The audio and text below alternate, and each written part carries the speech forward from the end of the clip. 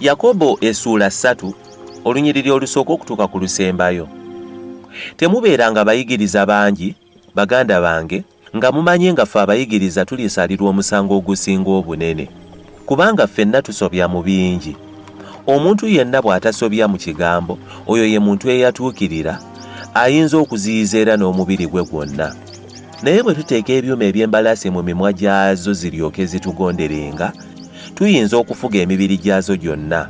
Laba, era n'emmeeri, newankubadde nga nnene bwe zityo, era nga zitwalibwa empewo ez'amaanyi, enkasi entono ennyo yeezigoba yonna yonna omugoba gy'asiima mu kwagala kwe. Era n'olulimi bwe lutyo kye kitundu ekitono, era lwenyumiririza nnyo. Laba, emiti emingi egyenkanidde awo okwokebwa akaliro akatono bwe katyo. N'olulimi muliro, ensi ey'obubi mu bitundu byaffe lwe lulimi, olwonoona omubiri gwonna, era olukoleeza nnamuziga w'ebitonde byonna, era olukoleeza geyeena. Kubanga buli ngeri ey'ensolo n'ennyonyi n'ebyewalula n'ebyennyanja bifugika era byafugibwa dde abantu. Naye olulimi tewali muntu ayinza kulufuga. Bubi obutayinzika, lujjudde obusagu obutta. Olwo lwe tutenderezesa Mukama waffe ye Kitaffe, era olwo lwe tukolimiza abantu abaakolebwa mu kifaananyi kya Katonda. Mu kamwa ke kamu mwe muva okutendereza n'okukolima. Abooluganda, ebyo tekibigwanira kubeera bwe bityo.